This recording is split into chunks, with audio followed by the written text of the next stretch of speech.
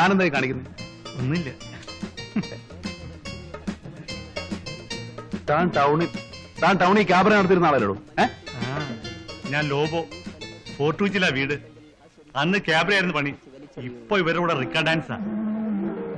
താൻ ഇതിനിടയ്ക്ക് എവിടെ പോയി?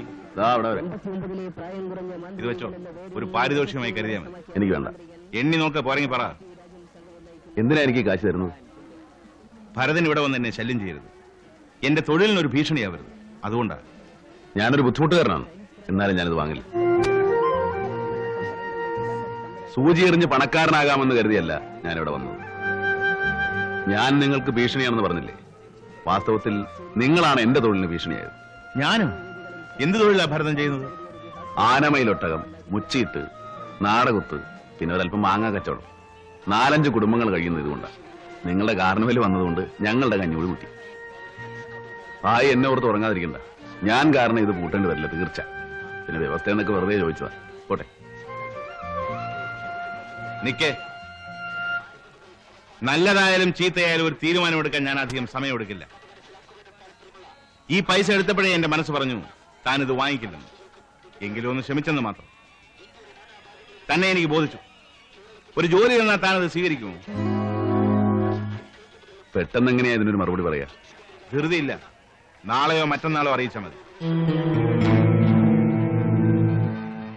10 പവന്റെ സ്വർണം, 15 രൂപ സ്ത്രീധനം. അതാ അവരുടെ ഡിമാൻഡ്. അവരുടെ യോഗ്യത വെച്ച് നോക്കുമ്പോ ഇത് കൂടുതലാണെന്ന് ഞാൻ പറയില്ല. കൂടുതലാണെന്ന് ഞാനും പറഞ്ഞില്ല. സ്വർണം അവൾക്കുണ്ട്. കയ്യിലുള്ള കാശും ബൈക്ക് വിറ്റതും കൂടെ ചേർത്ത ഒരു 10 തയ്ക്കാം. പിന്നെയും വേണമല്ലോ കല്യാണ ചെലവ് വേറെ. എന്ന് നടത്താന്നാ അവര് പറയുന്നത്. ഈ മേടമാസത്തിലാകാന്നാ പറഞ്ഞത്.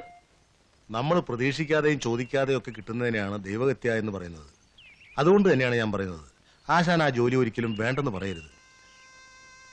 തന്നെയുമല്ല, ആശാൻ ഇതിൽ നിന്നൊരു പുരോഗതി ഉണ്ടായാൽ അതിന്റെ ഗുണം ഞങ്ങൾക്കും കൂടെ അല്ലേ? അതുമല്ല ആശാനെ, വനജയുടെ കല്യാണത്തിന് കുറെ പൈസയുടെ പോരായില്ലേ? ജോലി സ്വീകരിക്കണമെങ്കിൽ ആദ്യമേ കുറെ പൈസ അഡ്വാൻസ് ആയി തരാൻ ഭായിയോട് പറയണം. അത് കിട്ടിക്കഴിഞ്ഞാൽ നമുക്കുള്ള കല്യാണം ഭംഗിയായി സമയത്തിന് നടത്താം. തരും, തീർച്ചയായും തരും. ചോദിക്കാതെ തന്നെ അയാൾ കുറെ കാശ് തരാൻ തയ്യാറായതല്ലേ. അപ്പൊ പിന്നെ വായ്പ ചോദിച്ചാൽ തരാതിരിക്കുവോ? ഞാൻ പോയാ നിങ്ങൾ എന്ത് ചെയ്യും? അത് കൊള്ളാം, നല്ല ചോദ്യം. ആശാൻ ജനിച്ചില്ലായിരുന്നെങ്കിൽ ഞങ്ങൾ എന്ത് ചെയ്യും? ഇതൊക്കെ ഓർത്ത കാര്യം നടക്കൂ. വാ കീറിയിട്ടുണ്ടെങ്കിൽ അയാളെ ദൈവം തരും. എനിക്ക് ഉറപ്പുണ്ട്. കുറെ കാലം ആശാന്റെ കൂടെ നടന്നല്ലേ. അല്ലറ ചില്ലറ വേലയൊക്കെ നമുക്കും അറിയാം. അതൊക്കെ മതി ജീവിക്കാൻ, അല്ലേടാ? പിന്നെ ഇതാ ചോദിച്ച 10,000 രൂപയുണ്ട്. പിന്നെ പറഞ്ഞ കാര്യം ഒരിക്കൽ കൂടെ പറഞ്ഞേക്കാം. മാസം 2,500 രൂപയായിരിക്കും ഭരതന്റെ ശമ്പളം. ഇന്ന ജോലിയെന്നില്ല, അറിയാവുന്ന എല്ലാ ജോലിയും ചെയ്തിട്ടുണ്ട്. അനിയത്തിയുടെ കല്യാണത്തിന് ശേഷമേ ഞാൻ ജോലിക്ക് വരൂ. അത് ഞാൻ സമ്മതിച്ച കാര്യമല്ലേ? ശരി, പറ്റേ. ശരി. ജെയിംസിനെ ഇടിച്ചവനെയാണ് നിങ്ങൾ പണം കൊടുത്ത് സ്വീകരിച്ചത്. എടേ, 3 വർഷം മുമ്പ് എന്റെ കൂടെ ഉണ്ടായിരുന്ന കുമാരനെ ഈ ജെയിംസ് ഇടിച്ച് തറപറ്റി. അന്ന് ഞാൻ ജെയിംസിനെ ഇതുപോലെ സ്വീകരിച്ചു. ഒരു രണ്ടാമൻ നമുക്കുള്ളത് എപ്പോഴും നല്ലതാ. എന്നു മുതൽ തുടങ്ങിയപ്പോ ഈ പുതിയ ചിന്ത? നീ പറ ജെയിംസേ, ഭരതനെ ജോലിക്ക് വെച്ചാൽ നിനക്ക് വിരോധമുണ്ടോ? വിരോധമുണ്ടെന്ന് പറഞ്ഞാൽ ബായി വേട്ടം നിൽക്കും. അതില്ല. പിന്നെന്തിനായി ചോദ്യം? ചുമ്മാ ചോദിച്ചതേ ഉള്ളൂ. പിന്നെ ഒരു കാര്യം, അന്ന് ബായി തടഞ്ഞുകൊണ്ട് ഞാൻ അവനെ വെറുതെ വിട്ടു. ഇനി അവനെന്റെ നേരെ മെക്കിട്ട് കയറാൻ വന്നാൽ സംഗതി ആകെ വഷളാകും. പറഞ്ഞില്ല എന്ന് വേണ്ട. നീ നന്നാവില്ലടാ ജെയിംസേ. ഓ, ഞാൻ സഹിച്ചോളാം.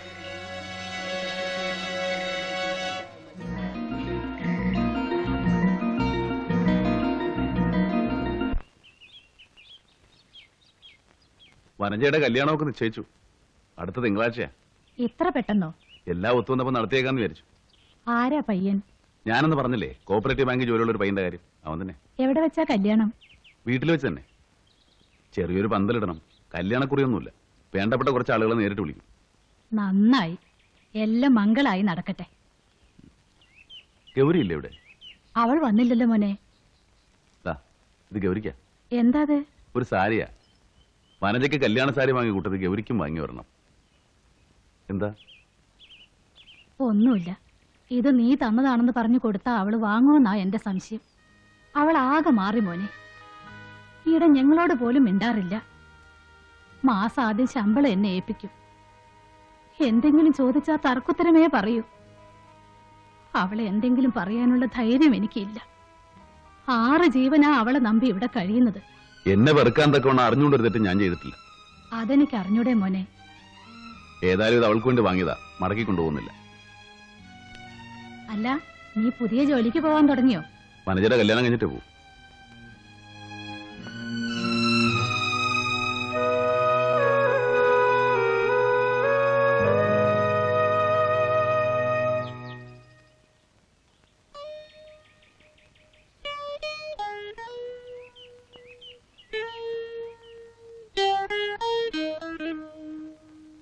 വനജയുടെ കല്യാണം നിശ്ചയിച്ചു. വരന് കോപ്പറേറ്റീവ് ബാങ്കിലാ ജോലി. അവൻ നിന്നോട് പ്രത്യേകം പറയണമെന്ന് പറഞ്ഞിട്ടുണ്ട്. ദാ ഇത് നിനക്കാ. ആ മോളെ, പിന്നെ എന്താ?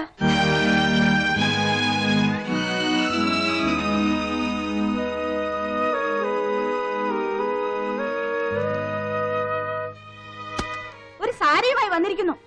ഇവിടെ ഒരു സാരി കാണാത്ത പോലെ. മനുഷ്യനായ നാണം വേണം.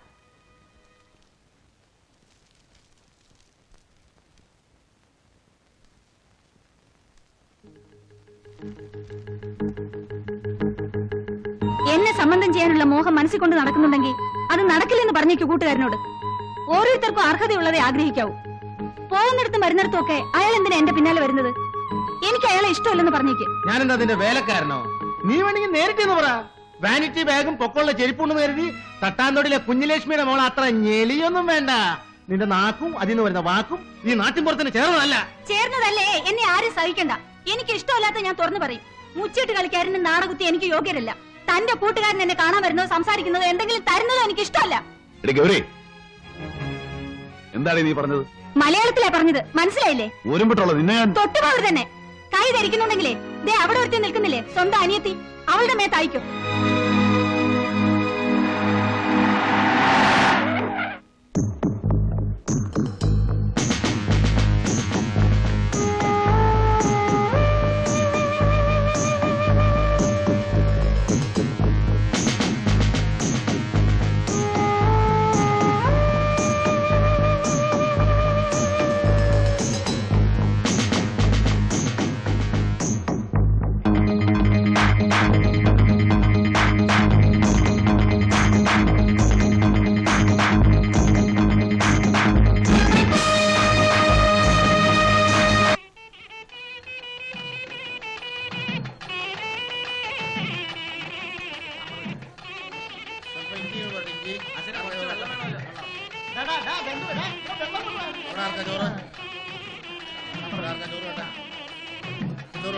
സാമ്പാർ വെച്ച് കൊടുക്കടാ. സാമ്പാർ അവിടെ ഇത്തിരി ചോറിട്ടെ. ചോറ് അവിടെ ചോറാർക്കാം. ചോറ് വേണോ അവിടെ? ഇവിടെ ആർക്കാം? ഇവിടെ എന്താ വേണ്ടേ? അപ്പുണ്ണേ ചോറ് കൊടുക്കണം.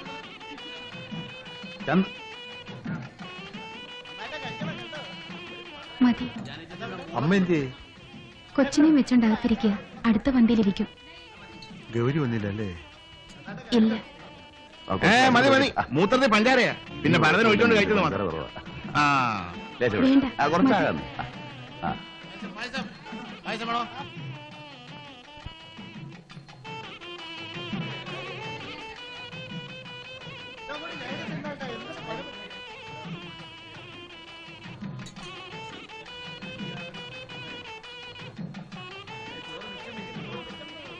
നിങ്ങൾ നല്ല ആളാ. എന്താ അങ്ങോട്ട് വരാഞ്ഞേ? ഞാൻ വരാം, തിരക്കൊന്ന് കഴിയട്ടെ. അവിടെ ഒരു തിരക്കില്ല, വാ. ഞാൻ വന്നോളാം. അത് പറഞ്ഞാ പറ്റില്ല, ഇപ്പൊ തന്നെ വരണം. ഞാൻ അവിടെ വന്നോടെ മോനെ, അതുകൊണ്ടാ. നിങ്ങൾക്ക് അവിടെ ഒരു തീണ്ടായ്മയില്ല. കമലമ്മ എന്റെ പെങ്ങളുടെ കല്യാണത്തിന് വരുന്നത് ഞാൻ വിളിച്ചിട്ടാ. അതിൽ ആർക്കെങ്കിലും നെണ്ണം ഉണ്ടെങ്കിൽ അവരെഴുന്നേറ്റ് പോയിക്കോട്ടെ, എനിക്കൊരു ചുക്കൂല്ല. എന്റെ അയൽവക്കായിട്ട് ഒരു നല്ല കാര്യം നടക്കുമ്പോൾ നിങ്ങൾ വന്നില്ലെങ്കിൽ എനിക്കത് വിഷമം. മോൻ പോയിക്കോ, ഞാൻ ഈ കള്ളിയും കൊണ്ട് മാറിയിട്ട് വന്നോളാം. ഞാൻ വന്നോളാം. വരട്ടെ ചേട്ടാ, കൂടെ കൂടെ വരണം. അത് നീ പറഞ്ഞിട്ട് വേണം മോളെ.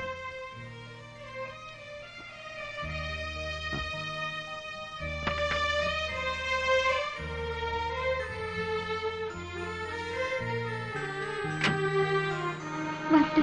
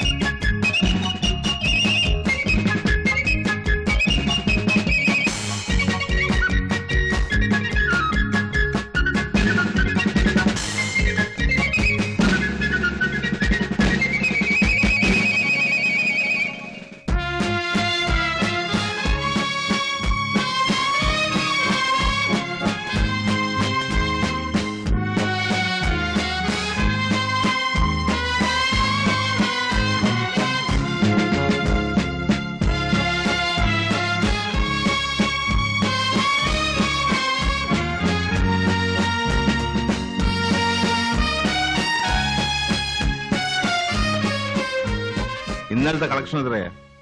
16,616. പോരല്ലോ. നിങ്ങൾക്ക് വരെ വരെ ഉത്തരവാദിത്വം ഇല്ല. ഇങ്ങനെയായാൽ പറ്റില്ല. ഞാൻ പറഞ്ഞില്ലെന്ന് വേണ്ട. ആരാ അത്? ജെയിംസ് ടൗണിൽ പോയിരിക്കാണല്ലോ.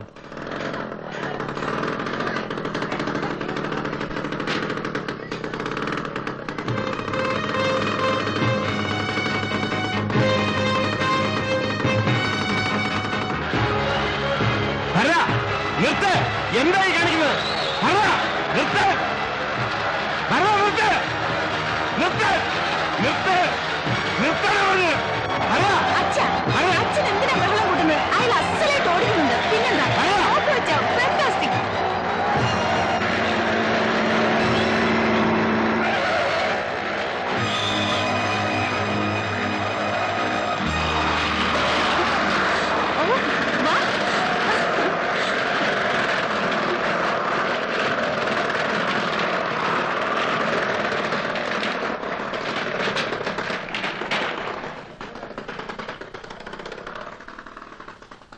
എങ്ങനെയുണ്ട്? കൊള്ളാവോ? സമ്മതിച്ചിരിക്കുന്നോ ഭരത? ഇവിടെ ഓരോരുത്തന്മാരും മാസക്കണക്കിന് ചുരണ്ടിയിട്ടാ ഉരുട്ടിയെടുക്കണത്. ആരുടെ വെച്ചിട്ട് വണ്ടി എടുത്ത്? അല്ല, അതിനിപ്പോ കുഴപ്പമൊന്നും ഉണ്ടായില്ലല്ലോ. എനിക്കൊരു അസുഖമുണ്ട്.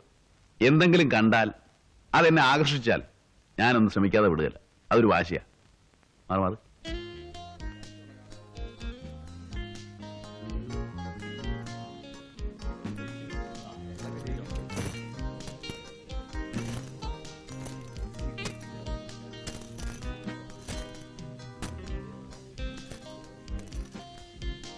ഓപ്പൺ.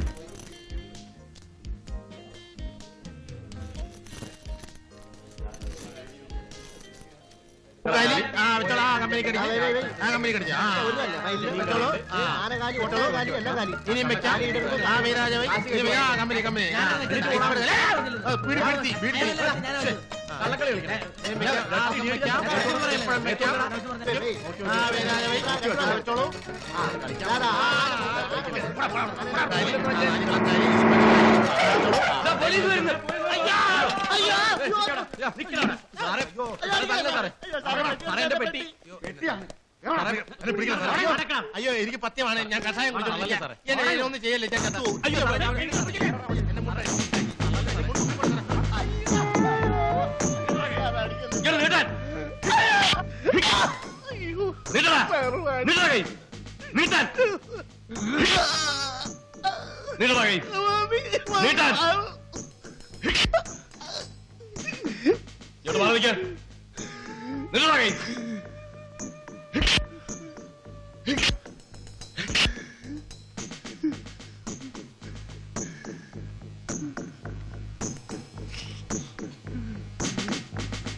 മാറ്റടാ കൈ കൈ മാറ്റാൻ നീട്ടടാ കൈ സാറേ നീട്ടാൻ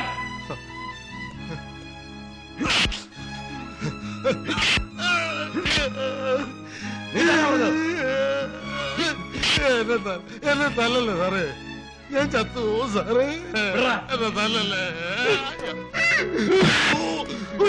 കൊല്ലല്ലേ സാറേ.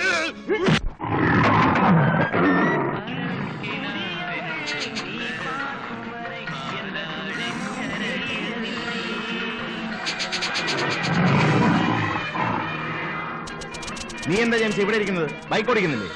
മരണക്കടന്ന് ടിക്കറ്റ് എടുത്ത ആൾക്കാർ കിടന്ന് ബഹളം വയ്ക്കുന്നു. കാലിനൊരു വേദന കൂടാതെ ഓടിക്കാനോട് വേറെ ആളുണ്ടല്ലോ. ഓ അത് ശരി. വരടാ, വരടാ, വരടാ. കാലിന് സുഖമില്ലെന്നൊക്കെ പറയുന്നത് പച്ച നുണയാ. ഇത് വലിയ പാട് തന്നെ. ഇതിന്റെ ഒന്നും ആവശ്യമില്ലായിരുന്നല്ലോ. വേണം സാർ, വേഷം കെട്ടിയാലേ ജനങ്ങൾക്ക് ഇഷ്ടമാവും. അല്ല കഴിഞ്ഞില്ലേ, വേഗം ആട്ടെ. ഇയാൾ ഇവിടെ വന്നാലോ റിക്കാർഡ് വെച്ചല്ല കോച്ചിങ് കാണിക്കേ, ജനം ബഹളം കൊടുക്കും. വാ സാർ, വരും പുഷ്പേ, വാ.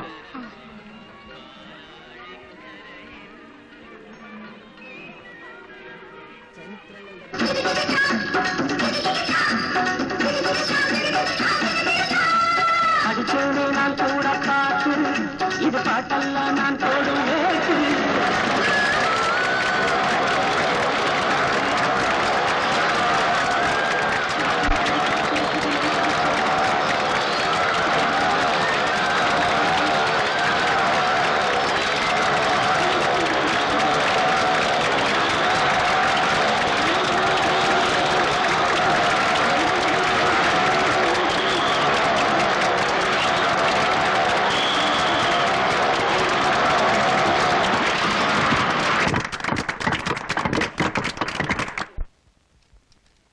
സ്കിൽ ഗെയിംസിനാണ് പെർമിഷൻ തന്നിട്ടുള്ളത്. സൂചിയുടെ സ്കിൽ ഗെയിം ആണോ? അങ്ങനെ പ്രത്യേകം പറഞ്ഞിട്ടില്ലെന്ന് മാത്രം. സ്കിൽ ഗെയിംസ് എന്ന് പറഞ്ഞാൽ അതിലെല്ലാം പെടും സാർ. സൂചി എറിയുന്നതിന് പ്രത്യേക സ്കിൽ വേണം സാർ. പ്രത്യേക പരിശീലനം ഉണ്ടെങ്കിലേ അത് സാധിക്കൂ. ഈ റൈഫിളും റിവോൾവറും മറ്റും ആർക്കും അങ്ങനെ ഉപയോഗിക്കാൻ പറ്റില്ലല്ലോ. അതുപോലെ തന്നെയാണ് സൂചി എറും. പിന്നെ സൂചി എറിയുന്ന ആൾ വിജയിച്ചാൽ ഞങ്ങൾ സമ്മാനം കൊടുക്കും. അതിൽ പങ്കെടുക്കുന്നതിന് ഒരു ചെറിയ ഫീസും ഉണ്ട്, അത്രേ ഉള്ളൂ. അല്ലാതെ അതിൽ കളവോ വഞ്ചനയോ ഒന്നുമില്ല സാർ. സൂചിയേർ എന്താണെന്ന് താൻ എന്നെ പഠിപ്പിക്കുകയാണോ? അയ്യോ അല്ല സാർ, സാധാരണ ആരെങ്കിലും ചോദിച്ചാൽ ഞങ്ങൾ ഇങ്ങനെയാ പറയാറുള്ളത്. ഒരു എക്സ്പ്ലനേഷൻ ധാരാളം മതി സാർ. പിന്നെ എവിടെ ചെന്നാലും ലോക്കൽ പോലീസുമായി ഒരിണക്കത്തിലാണ് ഞങ്ങൾ നീങ്ങാറുള്ളത്. അതുകൊണ്ട് ഒരിടത്ത് ഇതുവരെ പ്രശ്നങ്ങളൊന്നും ഉണ്ടായിട്ടില്ല. എനിക്ക് പ്രശ്നമുണ്ട്. മറ്റുള്ളിടത്ത് എന്റെ അഭ്യാസവും വേലയും നടന്നിരിക്കും, ഇവിടെ നടക്കില്ല. ഇന്ന് നിർത്തണം സൂചിയേർ. സൂചിയേറോ മറ്റോ അവിടെ നടക്കുന്നു എന്ന് അറിഞ്ഞാൽ തന്റെ കാർണിവൽ ഞാൻ അടിച്ചു പൊളിക്കും. ഒന്നിനെ ഞാൻ വിടില്ല, എല്ലാത്തിനും ഞാൻ അകത്താക്കും. സാർ കൊണ്ടുപോണോ?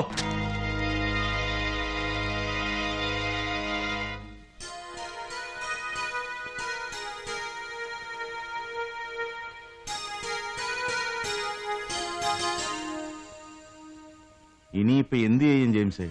ആകെ പ്രശ്നമായല്ലോ. എന്തായി സാർ? എന്ത് പറഞ്ഞു? ഒരു രക്ഷയില്ല. അടുക്കുന്നില്ലല്ലോ സാറേ. ഇനി എന്ത് ചെയ്യും? നിങ്ങൾ പറയേണ്ടതുപോലെ പറഞ്ഞോ? പറഞ്ഞു, എന്നിട്ട് രക്ഷയില്ല. സൂചിയർ ഗാംബ്ലിംഗ് ആണെന്ന്. ഇവിടുന്ന് 15 കിലോമീറ്റർ ദൂരം സർക്കാർ ജീപ്പിൽ പോയി നേരം പുലരുവോളം കാശ് വെച്ച് കളിക്കുന്ന ആള് തന്നെ ഇത് പറയണം. എന്നിട്ടെന്താ? ഇന്ന് എന്നെ നിർത്തണമെന്നാ പറഞ്ഞിരിക്കുന്നത്. അപ്പൊ നിർത്തിയേക്ക്. അയ്യോ സാറേ, ലക്ഷങ്ങൾ മുടക്കിയിരിക്കുക. റേഷൻ വാങ്ങാൻ വകയില്ലാത്ത ഇവിടുത്തെ പാവങ്ങളെ തന്റെ മുതൽ മുടക്കലും ലാഭവും തിരിച്ചു തരണം എന്ന് പറയുന്നത് കുറച്ച് കടന്ന കയ്യാണ്ടോ? അങ്ങനെ പറയരുത് സാറേ, കുറെ കുടുംബങ്ങൾ ഇതുകൊണ്ട് ജീവിക്കുന്നതാ. അയാള് സമ്മതിച്ചാൽ സൂചി എറിയെ തലവുത്തേക്ക് എന്ത് വേണേ ചെയ്തു.